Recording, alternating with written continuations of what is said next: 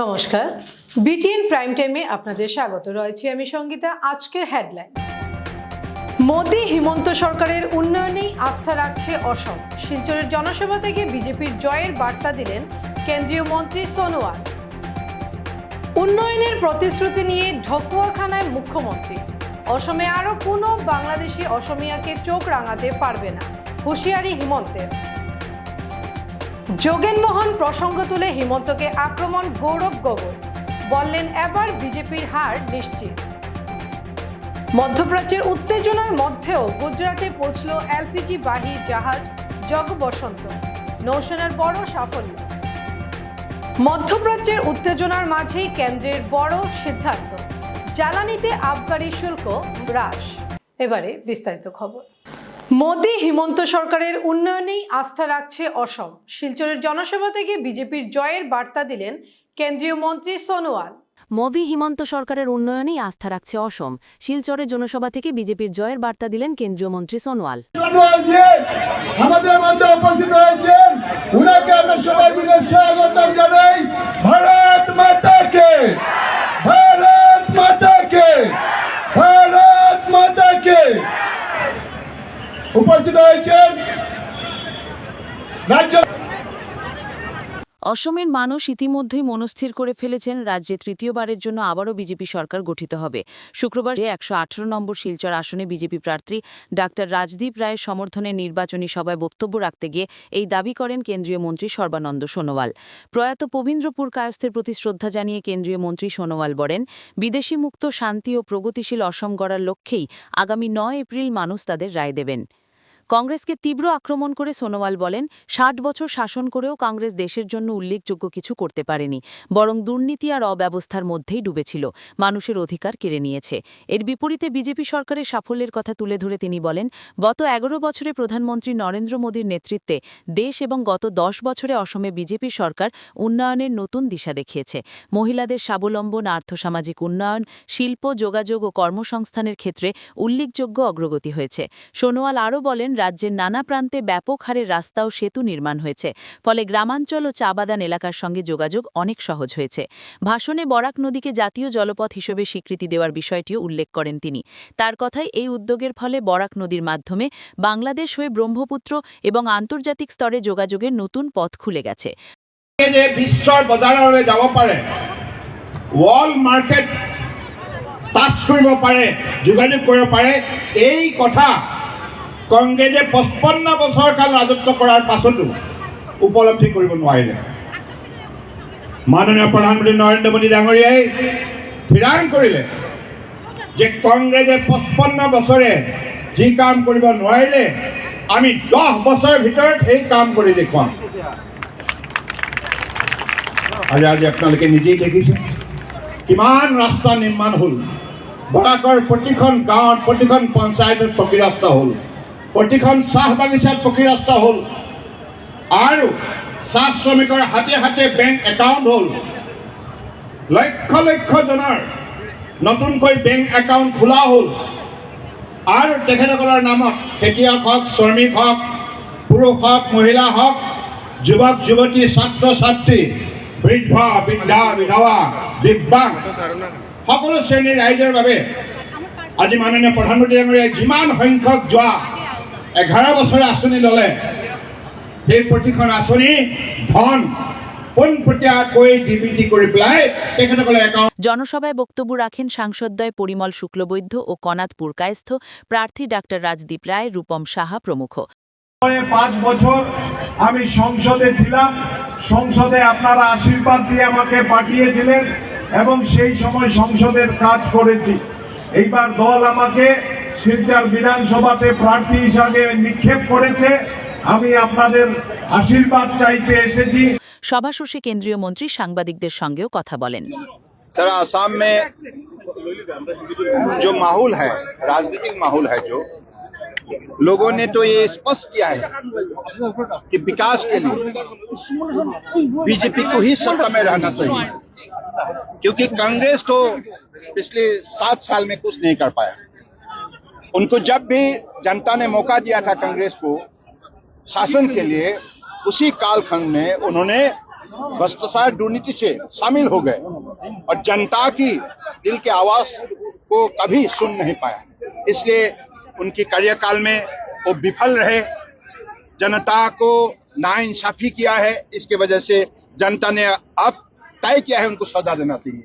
इसलिए कभी भी कांग्रेस सत्ता में नहीं आ पाएगा और विकास के लिए, शांति के लिए, समन्वय के लिए आज अगर कोई पार्टी निष्ठापूर्वक काम किया है वो पार्टी है भारतीय जनता पार्टी। বিপ্লব দে, BTN নিউজ, শিলচর। উন্নয়নের প্রতিশ্রুতি নিয়ে ঢকুয়াখানায় মুখ্যমন্ত্রী। অসমে আরো কোনো বাংলাদেশি অসমিয়াকে চোখ রাঙাতে পারবে না, হুঁশিয়ারি হিমন্তের। বাংলাদেশ থেকে আগত অবৈধ নাগরিকদের বিরুদ্ধে ইতিমধ্যে রাজনৈতিকভাবে কঠোর পদক্ষেপ নেওয়া হয়েছে। বিজেপি পুনরায় ক্ষমতায় এলে আরও কঠোর ব্যবস্থা নেওয়া হবে। শুক্রবার ঢকুয়াখানায় বিজেপি প্রার্থী নবদলের সমর্থনে আয়োজিত বিজয় সংকল্প যাত্রার পূর্বে আয়োজিত জনসভায় এই মন্তব্য করেন মুখ্যমন্ত্রী ড হিমন্ত বিশ্ব শর্মা। পাশাপাশি তিনি বলেন, অসবে কোনো অসমিয়াকে কোনো বাংলাদেশি চোখ রাঙাতে পারবে না এবং রাজ্যের অধিকার ও স্বাভিমান অটুট রাখা হবে। যোৱা 5 বছৰ বাংলাদেশী মিয়াৰ মই হাড় ভাঙিলোঁ, ভৰি ভাঙিলোঁ, হাত ভাঙিলোঁ। অহা 5 বছৰত তেওঁলোকৰ মেৰুদণ্ডও মই ভাঙি দিম। অসুবিধাটো একো নাই, ইয়াত হেডকোৱাৰ্টাৰটোৰহে সমস্যা, সমজিলাখনলৈতো সমস্যা নাই। আলোচনা কৰি ল'ব ৰাইজে হেডকোৱাৰ্টাৰটো ক'ত লাগে, সমজিলা দিয়াততো মোৰ কোনো আপত্তি নাই। এতিয়া আশীৰ্বাদ যাত্ৰা জৰিয়তে আপুনি গোটেই অসমে ঘূৰিলে এক প্ৰকাৰে, কি দেখিছে আপোনাৰ সন্মুখত? একো নাই, অভিলেখ সংখ্যক ভোটত বিজেপি দল এবাৰ বিজয়ী হ'ব। ৰাইজে ইতিমধ্যে মন বান্ধি লৈছে। ৰাইজৰ দল আৰু কংগ্ৰেছৰ মিত্ৰতা কিবা? মইতো ক'তো একো দেখা নাই। আপোনালোকে যদি দেখিছে আপোনালোকে জানিব, মইতো ক'তো একো দেখা নাই। জনসভায় মুখ্যমন্ত্রী উন্নয়নমূলক নানা প্রতিশ্রুতিও দেন। মুখ্যমন্ত্রী বলেন, কৃষি, রেশম, মৎস্যসহ বিভিন্ন ক্ষেত্রে উন্নয়নের মাধ্যমে ঢকুয়াখানাকে সম্ভাবনাময় এলাকায় গড়ে তোলা হবে। পাশাপাশি ভূমিপট্টা, আবাস যোজনা ও অন্যান্য সরকারি প্রকল্পের সুবিধা আরও বাড়ানোর কথাও তিনি উল্লেখ করেন। তিনি প্রতিশ্রুতি দেন, ভবিষ্যতে মহিলাদের আর্থিক সহায়তা বৃদ্ধি, অরুণোদয় যোজনার সম্প্রসারণ এবং যুবকদের জন্য নতুন কর্মসংস্থানের সুযোগ সৃষ্টি করা হবে। ভারত মাতা কি জয়, ভারত মাতা কি জয়, নরেন্দ্র মোদী জিন্দাবাদ, নরেন্দ্র মোদী জিন্দাবাদ, নবকুমার দলে জিন্দাবাদ, নবকুমার দলে জিন্দাবাদ, নবকুমার দলে জিন্দাবাদ, ঢকুৱাখানা সমষ্টিৰ ৰাইজ জিন্দাবাদ, ঢকুৱাখানা সমষ্টিৰ ৰাইজ জিন্দাবাদ। আজি এই ঢকুৱাখানাৰ পবিত্ৰ মাটিত থিয় হৈ মই আপোনালোকক আকৌ এবাৰ প্ৰতিশ্ৰুতি দিছোঁ, এইবাৰ আমাৰ চৰকাৰ আহিলে আমি 1 লাখ নহয় 2 লাখ ল'ৰা ছোৱালীক আমি চৰকাৰী চাকৰি দিম। 1 টকাও ঘোষ নলওঁ, কোনেও তামোল এখন খুৱাব নালাগে। মাত্ৰ আমাৰ অসমৰ পিতৃ মাতৃ, যুৱক যুৱতীৰ মুখলৈ হাঁহি আৰু আনন্দ আহিব লাগে। আজি আই মাতৃসকলক মই আকৌ এবাৰ প্ৰতিশ্ৰুতি দিব খুজিছোঁ, এইবাৰ আমি 10,000 টকা নহয়, এইবাৰ আমি 25,000 টকাকৈ আই মাতৃসকলক দিম। আজি মই আপোনালোকক কৈ থৈ গ'লো, ঢকুৱাখানা সমষ্টিত মই আৰু 10,000 মহিলাক অৰুণোদয় দিয়াৰ ব্যৱস্থা কৰিম। এতিয়া আৰু কোনেও দুখ নাপাব। আৰু যোৱাবাৰ আমি ঢকুৱাখানাত 1000 ল'ৰা ছোৱালীক আমি 2 লাখকৈ টকা দিছিলোঁ। এইবাৰ আমি ঢকুৱাখানা সমষ্টিত 10,000 ল'ৰা ছোৱালীক আমি 2 লাখকৈ টকা দিয়ার ব্যবস্থা করি। BTN news, Guwahati. যোগেনমোহন প্রসঙ্গ তুলে হিমন্তকে আক্রমণ গৌরব গগৈ, বললেন এবার বিজেপির হার নিশ্চিত। মুখ্যমন্ত্রী হিমন্ত বিশ্ব শর্মাকে কটাক্ষ করে শুক্রবার তীব্র আক্রমণ শানালেন প্রদেশ কংগ্রেস সভাপতি গৌরব গগৈ। তিনি বলেন, হিমন্ত বিশ্ব শর্মা ক্লান্ত হয়ে পড়েছেন এবং তার চেহারাতেও সেই ছাপ স্পষ্ট। এটি আসন্ন পরাজয়ের ইঙ্গিত বলেও মন্তব্য করেন গগৈ। তিনি আরও দাবি করেন, এবার নির্বাচনে হিমন্ত বিশ্ব শর্মার সব হিসাব গরমিল হয়ে গেছে। প্রার্থী নির্বাচনের ক্ষেত্রেও তিনি নানা কৌশল নিয়েছেন বলে অভিযোগ তোলেন গগৈ। তার কথায়, যোগেন মোহনের মতো নেতাকে কৌশলে রাজ্যসভায় পাঠানো হয়েছে। পাশাপাশি কংগ্রেসে থাকার সময় শরৎ শইকিয়ার প্রার্থিত্ব কেড়ে নেওয়ার ঘটনাও উল্লেখ করেন তিনি। গৌরব গগৈ আরও অভিযোগ করেন বর্তমানে বিজেপিতে সুবিধাবাদী লোকদের প্ৰভাৱ বেড়েছে। এই পরিস্থিতিতে তিনি সাধারণ মানুষের কাছে আবেদন জানান যেন ভোটের মাধ্যমে এই ধরনের প্রার্থীদের পরাজিত করা হয়। না, আজি বিশেষকৈ মহামৰাত আমি উদাহৰণ দেখা পাইছোঁ। এই মহামৰাত এটা সময়ত এতিয়া হিমন্ত বিশ্ব শৰ্মা ডাঙৰীয়া কংগ্ৰেছ দলত আছিল, তেতিয়া যথেষ্ট নিজৰ ঘনিষ্ঠ সতীৰ্থসকলৰ লগত যথেষ্ট কৌশলেৰে শৰৎ শইকীয়াদেৱৰ বিধানসভা নিৰ্বাচনত তেখেতৰ টিকেট কৰ্তন কৰিলে। আৰু আজি সেই একে পৰম্পৰা হিমন্ত বিশ্ব শৰ্মা ডাঙৰীয়া তেখেতৰ ঘনিষ্ঠসকলে মহামৰাত কৰিছে। যথেষ্ট কৌশলেৰে যোগেন মোহন ডাঙৰীয়া ৰাজ্যসভা দিল্লীলৈ পঠাই দিলে আৰু সুবিধাবাদী মানুহবোৰ একত্ৰিত কৰি তেওঁলোকক প্ৰাৰ্থিত্ব প্ৰদান কৰিছে। তো যি কাম আগতে শৰৎ শইকীয়া ডাঙৰীয়াৰ লগত কৰিলে, আজি মহামৰাত যোগেন মোহন ডাঙৰীয়াৰ লগত কৰিলে। আমি মানুহক সেইকাৰণে আহ্বান জনাইছোঁ যে এনেদৰে দল বাগৰা মানুহবোৰক, সুবিধাবাদী ৰাজনীতিবিদসকলক অসমৰ পৰা বিদায় দিব লাগিব। তেতিয়াহে গৈ অসমৰ ৰাজনীতি নিকা হ'ব, তেতিয়াহে গৈ অসমত নতুন বৰ অসম আমি দেখা পাম। যিদিনা মিত্ৰজোঁট হ'ল সেইদিনা হিমন্ত বিশ্ব শৰ্মা ডাঙৰীয়াৰ চেহেৰা কলা হৈ গ'ল, তেওঁ অংক জংকপংক হৈ গ'ল। যি ৰাজনৈতিক তেওঁলোকৰ পৰিকল্পনা চব সাল সলনি হৈ গ'ল। য'ত অগপত দিবলৈ ভাবিছিল তাত বিজেপি দিবলৈ ওলাই আহিল। আৰু যেতিয়া লৰালৰি হয় তেতিয়া ভুল নিশ্চয় হয়, আৰু সেইখিনি ভুল এতিয়া আমি বিজেপি দলৰ ভিতৰত দেখা পাইছোঁ হিমন্ত বিশ্ব শৰ্মা ডাঙৰীয়াৰ দিনত। এতিয়া তেখেতৰ আশে পাশে বিজেপি নাই, তেখেতৰ সোঁ হাত বাওঁ হাত এতিয়া চব সুবিধাবাদী কংগ্ৰেছী, চব এতিয়া বাজপেয়ী ভৱন দখল কৰি থৈছে। BTN news Guwahati. মধ্যপ্রাচ্যের উত্তেজনার মধ্যেও গুজরাটে পৌঁছল এলপিজি বাহী জাহাজ জগবসন্ত, নৌসেনার বড় সাফল্য। মধ্যপ্রাচ্যে চলমান সংঘাতের আবহের মধ্যেই গুজরাটের বন্দরে নিরাপদে পৌঁছাল ভারতীয় এলপিজি পরিবাহী জাহাজ জগবসন্ত। এই জাহাজে প্রায় ৪২,০০০ টন এলপিজি আনা হয়েছে বলে জানা গেছে। এর আগে আরও দুটি এলপিজি বোঝাই জাহাজ দেশে পৌঁছেছিল, ফলে মোট ৩টি জাহাজ ইতিমধ্যেই ভারতে এসেছে। উল্লেখ্য, বর্তমানে ইরান ইসরায়েল সংঘাতের জেরে ওই অঞ্চলে বাণিজ্যিক জাহাজগুলির উপর হামলার আশঙ্কা বেড়েছে। এমন পরিস্থিতিতে ভারতীয় নৌসেনা ওই এলাকায় যুদ্ধজাহাজ মোতায়েন করে ভারতীয় বাণিজ্যিক জাহাজগুলিকে নিরাপত্তা দিয়ে আসছে। এই পরিস্থিতিতে জগবসন্তের নিরাপদে ভারতে ফেরা ভারতীয় নৌসেনার একটি বড় সাফল্য হিসেবে বিবেচিত হচ্ছে। দেশের জ্বালানি সরবরাহ বজায় রাখতে এই ঘটনাকে অত্যন্ত গুরুত্বপূর্ণ বলে মনে করা হচ্ছে। News desk, BTN news. মধ্যপ্রাচ্যের উত্তেজনার মাঝেই কেন্দ্রের বড় সিদ্ধান্ত, জ্বালানিতে আবগারি শুল্ক হ্রাস। মধ্যপ্রাচ্যে চলমান যুদ্ধ পরিস্থিতি এবং আমেরিকা ইরানের ক্রমবর্ধমান উত্তেজনার মধ্যেই ভারত সরকার জ্বালানির উপর গুরুত্বপূর্ণ সিদ্ধান্ত নিয়েছে। কেন্দ্র পেট্রোল ও ডিজেলের উপর আরোপিত অতিরিক্ত আবগারি শুল্ক কমানোর ঘোষণা করেছে। নতুন সিদ্ধান্ত অনুযায়ী প্রতি লিটার পেট্রোলের আবগারি শুল্ক ১৩ টাকা থেকে কমিয়ে ৩ টাকা করা হয়েছে। একইভাবে প্রতি লিটার ডিজেলের ক্ষেত্রেও আবগারি শুল্ক ১০ টাকা পর্যন্ত হ্রাস করা হয়েছে। তবে এই শুল্ক কমানোর পরও সাধারণ মানুষের জন্য পেট্রোল ডিজেলের খুচরো মূল্যে তেমন কোনো পরিবর্তন হচ্ছে না বলে জানানো হয়েছে। বর্তমানে দিল্লিতে প্রতি লিটার পেট্রোলের দাম ৯৪.৭৭ টাকা এবং ডিজেলের দাম ৮৭.৬৭ টাকা। নয়ডায় পেট্রোলের দাম ৯৪.৮৫ টাকা এবং ডিজেলের দাম ৮৭.৮৯ টাকা। অন্যদিকে মুম্বাইয়ে পেট্রোলের দাম প্রতি লিটার ১০৩.৫৪ টাকা এবং ডিজেলের দাম ৯০.০৩ টাকা রয়েছে। আন্তর্জাতিক পরিস্থিতির প্রেক্ষাপটে জ্বালানির দামের ওঠানামার আশঙ্কার মধ্যেই কেন্দ্রের এই সিদ্ধান্তকে তাৎপর্যপূর্ণ বলে মনে করা হচ্ছে। News desk, BTN। শনিবার থেকে শুরু IPL ২০২৬ উদ্বোধনী ম্যাচে বেঙ্গালুরু হায়দরাবাদ। আগামীকাল থেকে শুরু হচ্ছে বিশ্বের অন্যতম জনপ্রিয় ব্যয়বহুল টি20 ক্রিকেট লিগ IPL ২০২৬।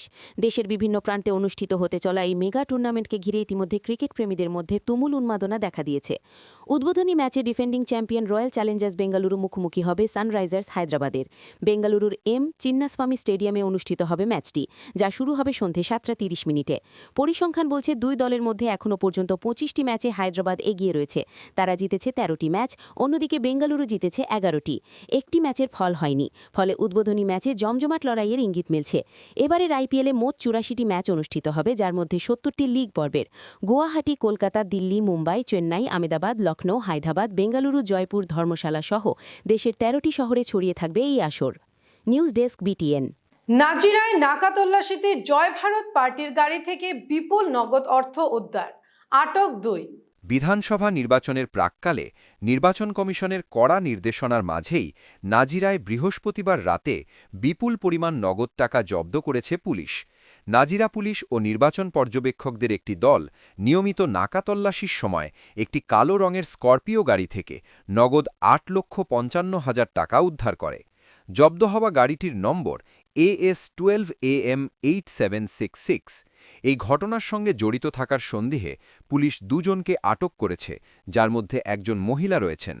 উল্লেখযোগ্যভাবে জব্দ করা বিলাসবহুল গাড়ি থেকে জয় ভারত পার্টি নামের একটি রাজনৈতিক দলের পতাকাও উদ্ধার হয়েছে। BTN news, Guwahati. কন্যা সন্তানের জন্মকে ঘিরে নির্মমতা, কাঠিগড়ায় স্বামীর হাতে স্ত্রী খুন, অভিযুক্ত গ্রেফতার।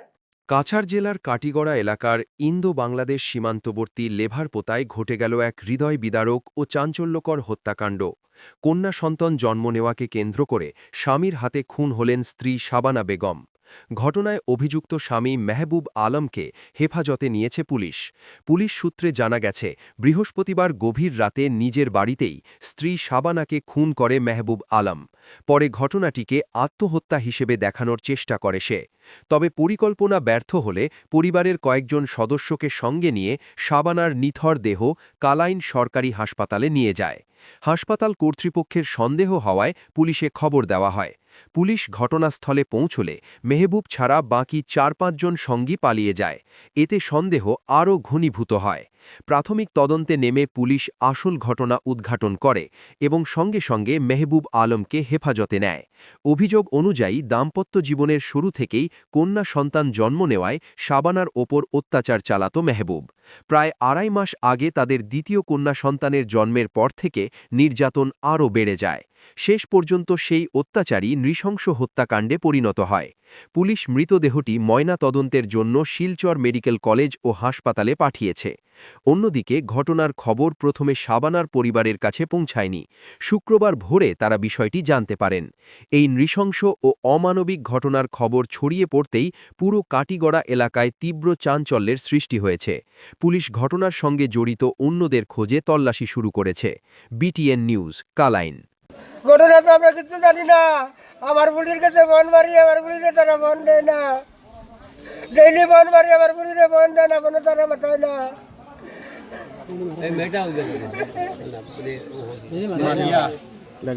আৰু মারধর করে রাইতে ডেইলি মারে।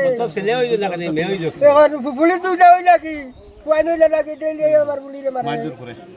আমার ছোট বোন, বোন। নাম কি মেয়ের? মেয়ের নাম শাবানা বেগম। আচ্ছা। প্রথম বিবাহ হয়েছে সামাজিক হিসাবে বিবাহ হয়েছে। বিবাহ হওয়ার পর তাকিয়া তো কোন জায়গায় বিয়ে হয়েছে? বিয়ে হয়েছে চণ্ডীনগর তাকিয়া লেবারপোতা। আচ্ছা। ছেলের নাম?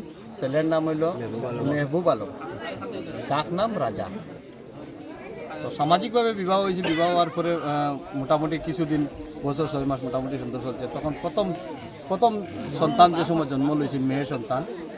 এই মেয়ে সন্তান জন্ম লওয়ার পর তাকিয়া আমার ছোট বোনের উপরে একটা টর্চারিং শুরু হয়েছে। যে টর্চারিংয়ের কারণে বারবার এরিয়ার মধ্যস্থ মানুষ মধ্যে পড়িয়া বিচার আচার করিয়া মোটামুটি সব মধ্যস্থ মানুষ চায় যে সংসারটা সুন্দর মতো চলুক বলিয়া। তাই মোটামুটি ঈদের কিছুদিন আগে হয়েছে তাই নেওয়ার লাগিয়া তারা বারবার ঘর থেকে ফোন দিলে ফোন তারে দেন না। ফোন তার মানে তার অধিকার তারা চিনে রাখি দিছে, মানে তারে ফোন দেন না বা বাবার বাসার লগে কোনো কথাবার্তা কইতে দেন না। মিঠুননাথ রনে ভঙ্গ দেওয়ার পর উধারবন্দের দ্রুত সমীকরণ পাল্টাচ্ছে। নির্দল প্রার্থী মিঠুননাথ মনোনয়ন প্রত্যাহার করে নেওয়ার পর উধারবন্দ বিধানসভা আসনে নির্বাচনী সমীকরণে বড় পরিবর্তন দেখা দিয়েছে। ডিলিমিটেশনের পর এই আসনে হিন্দু, বাঙালি ও চা বাগিচার শ্রমিক ভোটাররাই মূল নির্ধারক শক্তি হিসেবে উঠে এসেছে। এই প্রেক্ষাপটে বিজেপি প্রার্থী রাজদীপ গোয়ালা নিজের অবস্থান মজবুত করতে ইতিমধ্যেই তৎপর হয়ে উঠেছেন। বরাক চা শ্রমিক ইউনিয়নের সাধারণ সম্পাদক হিসেবে তার প্রভাবকে কাজে লাগিয়ে তিনি উধারবন্দের ৩৩টি চা বাগানের পঞ্চায়েত প্রতিনিধিদের সঙ্গে সঙ্গে বৈঠক করে সমর্থন আদায় করেছেন বলে জানা গেছে। ফলে চা শ্রমিক ভোট ব্যাংকে বিজেপির অবস্থান আরও শক্তিশালী হয়েছে বলে রাজনৈতিক মহলের ধারণা। অন্যদিকে হিন্দু বাঙালি ভোট ব্যাংকে আগের মতো কংগ্রেসের একছত্র আধিপত্য আর নেই বলেই মনে করা হচ্ছে। যদিও কংগ্রেসের ভিতরে কিছু বিক্ষুব্ধ গোষ্ঠী সক্রিয় রয়েছে, একই ছবি বিজেপির ক্ষেত্রেও দেখা যাচ্ছে। তবে বিজেপির বিক্ষুব্ধদের একাংশ আপাতত সরাসরি বিরোধিতায় না নামলেও তাদের সঙ্গে দলের মানসিক দূরত্ব পুরোপুরি কাটেনি বলে রাজনৈতিক বিশ্লেষকদের মতে। সব মিলিয়ে মনোনয়ন প্রত্যাহারের পর উধারবন্দে ভোটের লড়াই আরও আকর্ষণীয় হয়ে উঠেছে এবং বিভিন্ন সমীকরণে শেষ মুহূর্তে কী প্রভাব পড়ে সেদিকেই এখন নজর রাজনৈতিক মহলের। BTN news, Udharbond. মনোনয়ন প্রত্যাহারের পর স্পষ্ট অসমের ভোটের লড়াই। 126 আসনে 722 প্রার্থী। অসম বিধানসভা নির্বাচনে মোট 722 জন প্রার্থী প্রতিদ্বন্দ্বিতা করবেন। রাজ্যের 126টি আসনে মোট 815 জন প্রার্থী 1339টি মনোনয়নপত্র জমা দিয়েছিলেন। মনোনয়নপত্র যাচাইয়ের পর 789 জন প্রার্থীকে বৈধ বলে ঘোষণা করা হয়। এর মধ্যে শেষ দিনে 67 জন প্রার্থী তাদের মনোনয়ন প্রত্যাহার করে নেওয়ায় চূড়ান্ত লড়াইয়ে রয়েছেন 722 জন। মনোনয়ন প্রত্যাহারের শেষ দিনে রাজ্যের বিভিন্ন আসনে একাধিক প্রার্থী সরে দাঁড়ান। মানকাচরে বিধায়ক ও এনপিপি প্রার্থী আমিনুল ইসলাম মনোনয়ন প্রত্যাহার করেন। শিবসাগরে সিপিআই প্রার্থী মদন বড়ুয়ার মনোনয়ন প্রত্যাহার করা হয়। এছাড়া বিজেপির টিকিট না পেয়ে নির্দল হিসেবে লড়াইয়ে নামা কয়েকজন প্রার্থীও মনোনয়ন তুলে নেন। তাদের মধ্যে রয়েছেন বিলাসীপাড়ার রমেশচন্দ্র রায়, পর্বতঝোড়ার সজল কুমার সিংহ, উদারবন্দের মিঠুন নাথ, অভয়াপুরীর সঞ্জয় রায় এবং পলাশবাড়ির হিতেশ কলিতা। BTN news, Guwahati. ত্রিপুরায় ক্যামেরুন নাগরিক ধৃত। ত্রিপুরায় গ্রেপ্তার ক্যামেরুনের নাগরিক। ত্রিপুরার আমতলী থানার পুলিশের হাতে গ্রেপ্তার ক্যামেরুনের নাগরিক। তাকে আগরতলা রেলওয়ে স্টেশন সংলগ্ন এলাকায় ঘোরাফেরা করতে দেখে আমতলী থানার পুলিশের সন্দেহ হয়। তখন তাকে জিজ্ঞাসা করতেই সে জানায় সে একজন ক্যামেরুনের নাগরিক। তার কাছ থেকে বৈধ কোনো পাসপোর্ট পায়নি পুলিশ। তখন পুলিশ তাকে আমতলী থানায় নিয়ে আসে। এই ব্যাপারে পুলিশ পাসপোর্ট আইনসহ একাধিক ধারায় মামলা নথিভুক্ত করে। শুক্রবার দুপুরে পুলিশ রিমান্ড চেয়ে তাকে আদালতে প্রেরণ করে। এই খবরের ভিত্তিতে এসআই রণব্রত ঘোষ সহ থানার স্টাফ ওই জায়গাতে যায়। যাওয়ার পর ক্যামেরুনের নাগরিক অস্টিন ইকাকে আটক করে এবং জিজ্ঞাসাবাদে জানতে পারি যে তার বাড়ি ক্যামেরুন এলাকাতে, ক্যামেরুন দেশের কান্ট্রিতে, কিন্তু সে কোনো বৈধ কোনো কাগজপত্র ছাড়াই ইন্ডিয়াতে প্রবেশ করেছে। এবং আজকে তার বিরুদ্ধে গতকালকে তার বিরুদ্ধে আমরা একটা স্পেসিফিক মামলা নিয়েছি, যার নম্বর হলো 26/2026 under section 60 clause 2 clause 1 and 143 clause 2 of BNS এবং 21/23 of immigration and foreigner act অনুযায়ী আমরা একটা নির্দিষ্ট মামলা নিয়েছি। আজকে তাকে আমরা 5 দিনের পুলিশ রিমান্ড চেয়ে আদালতে প্রেরণ করি। সুনীল দেবনাথ, আগরতলা। বাসন্তী পূজার আবহে ধলাইয়ে জনসংযোগে জোর। উষ্ণ অভ্যর্থনা পেলেন প্রার্থী অমিয়। ধলাই বিধানসভা এলাকায় নির্বাচনী প্রচারে এবার ভিন্ন মাত্রা যোগ হয়েছে। বাসন্তী পুজোর পবিত্র পরিবেশে মানুষের সঙ্গে সরাসরি যোগাযোগ বাড়াতে উদ্যোগী হন বিজেপি প্রার্থী অমিয় কান্তি দাস। পুজো মণ্ডপে উপস্থিত হয়ে তিনি ভক্তদের সঙ্গে সৌজন্য বিনিময় করেন এবং আশীর্বাদ নেন। প্রার্থীকে সামনে পেয়ে ভক্তদের মধ্যেও দেখা যায় উচ্ছ্বাস। অনেকেই তার সঙ্গে কথা বলে এলাকার উন্নয়ন নিয়ে মতামত জানান। এই সময় প্রার্থীর পক্ষ থেকে মানুষের কাছে সমর্থনের আবেদনও জানানো হয়। ধর্মীয় উৎসবের আবহে এই ধরনের জনসংযোগের ফলে সাধারণ মানুষের সঙ্গে প্রার্থীর সম্পর্ক আরও ঘনিষ্ঠ হয়েছে বলে মনে করছেন পর্যবেক্ষকরা।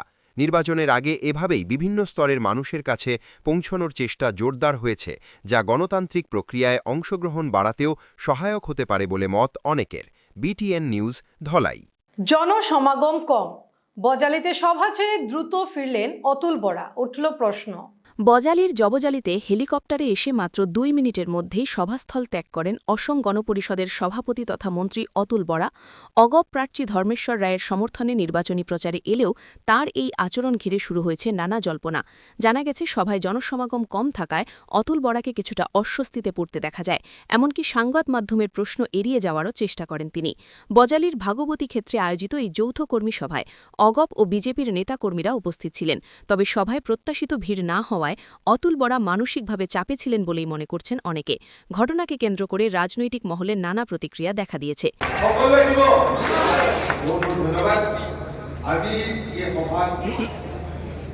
নির্বাচনী সভাত আমাৰ মাজত উপস্থিত অসম গণ পৰিষদ দলৰ সন্মানীয় কাৰ্যকৰী সভাপতি মহন্ত ডাঙৰীয়া, সন্মানীয় সাংসদ অনিভূষণ মুকুট কলিতা ডাঙৰীয়া,